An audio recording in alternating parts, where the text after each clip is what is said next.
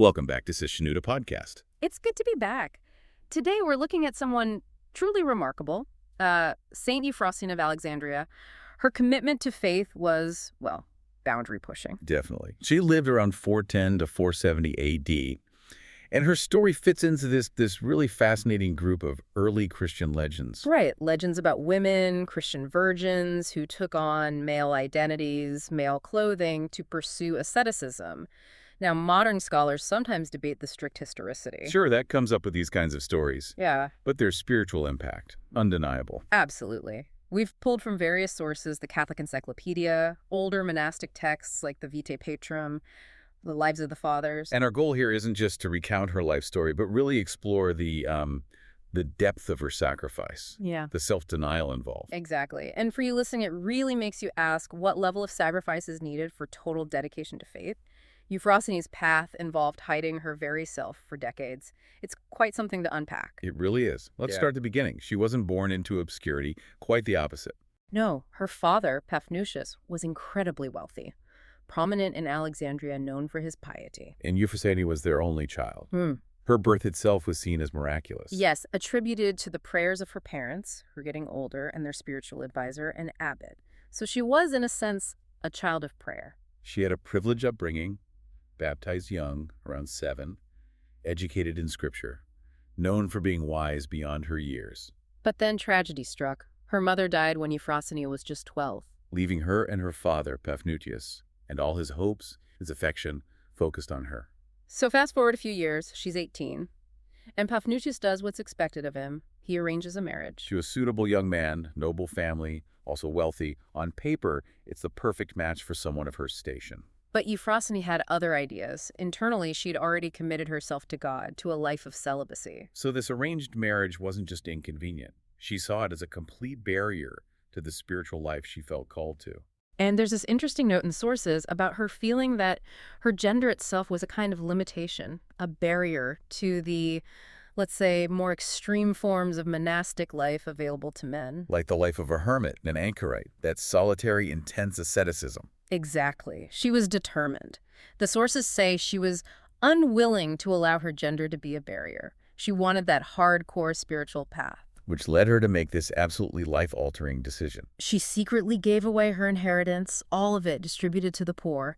And then, crucially, she consulted some monks. And they gave her some pretty radical advice. Astonishing advice, really. Disguise yourself. Completely. As a man. And this is where her self-denial becomes just total. She didn't just run away. She erased Euphrosyne. She cut her hair, put on men's clothes, claimed to be a eunuch to explain, her smooth face, a total fabrication of identity. And she took a new name, Smaragdus. Smaragdus. It means emerald, or maybe good cheer, depending on interpretation. A beautiful name for someone embracing such a harsh existence. But the next move is what really gets me, the sheer boldness. Right. Where does she go? Not to some remote convent. No. She enters the monastery that her own father supported and frequently visited.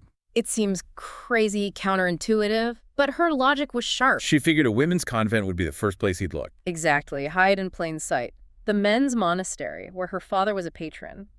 No one would suspect this young novice monk, Smaragdus, was his missing daughter. The abbot knew Paphnutius, but didn't recognize her at all. And this begins the core of her story. 38 years. Living as Smaragdus. 38 years. And it wasn't just the physical asceticism, the fasting, the prayer visuals, which were intense. It was the psychological burden, the constant performance.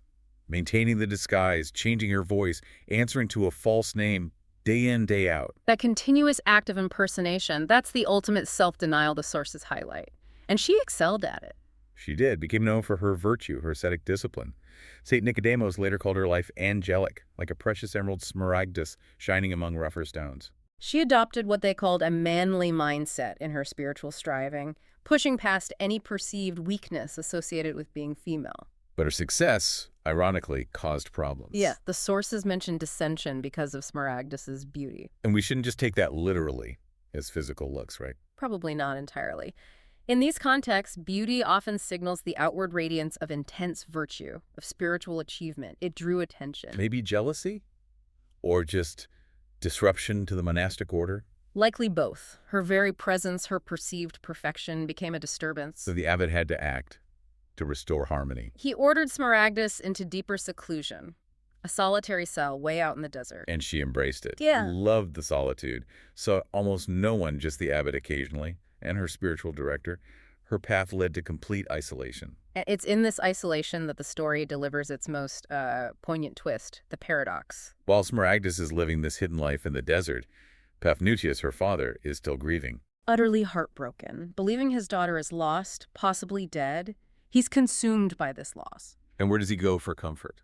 He goes to the monastery, seeking spiritual guidance, solace from the abbot. And the abbot, completely unaware of the connection. Right, he thinks, who is our wisest, most spiritually advanced monk, the one best suited to counsel this grieving man? Smaragdus?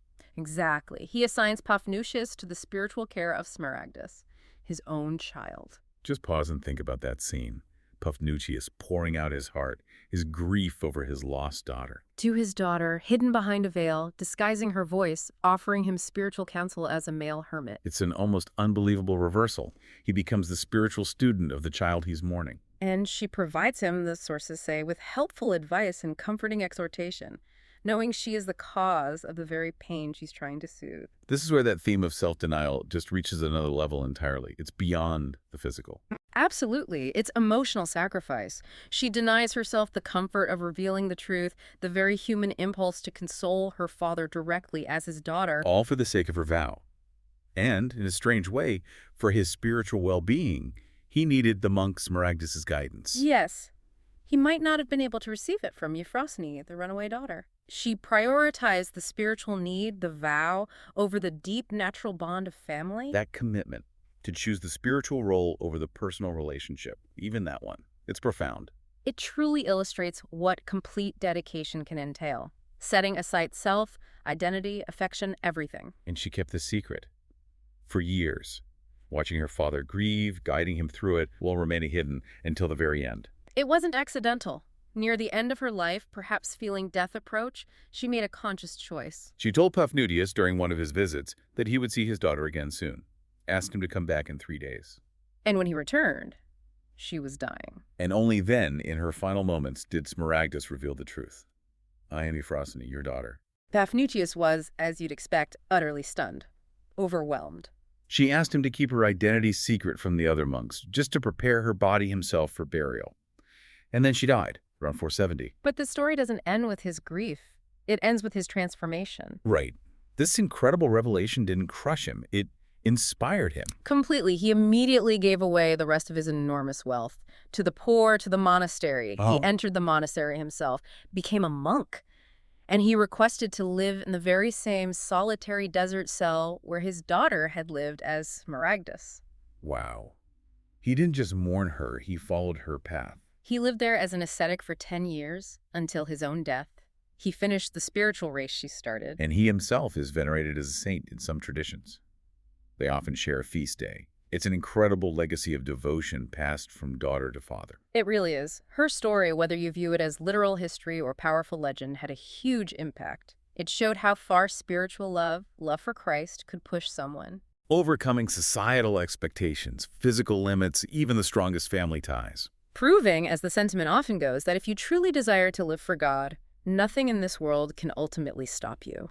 So for you listening, the lesson here from St. Euphrosyne about self-denial is really layered. It's not just about fasting or seclusion. No, it's about the willingness to deny the very your name, your history, your relationships, your identity, when they clash with that higher spiritual calling. That's austerity at its most extreme. Which brings us to a final thought to ponder.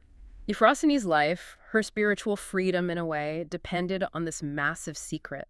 This decades-long disguise allowed her to pursue her calling, but demanded this immense, constant internal struggle. So it makes you ask, what unspoken sacrifices might be required of us today if we aim for a life dedicated to spiritual integrity or purity? And are we prepared to pay that price? The price of those personal denials, maybe even a kind of identity suppression, required to stay true to that path. That's definitely something challenging to reflect on. Thank you for joining us to explore the extraordinary life of St. Euphrosyne. We hope you'll continue to explore the lives and the profound commitment of the Desert Fathers and Mothers. Until next time.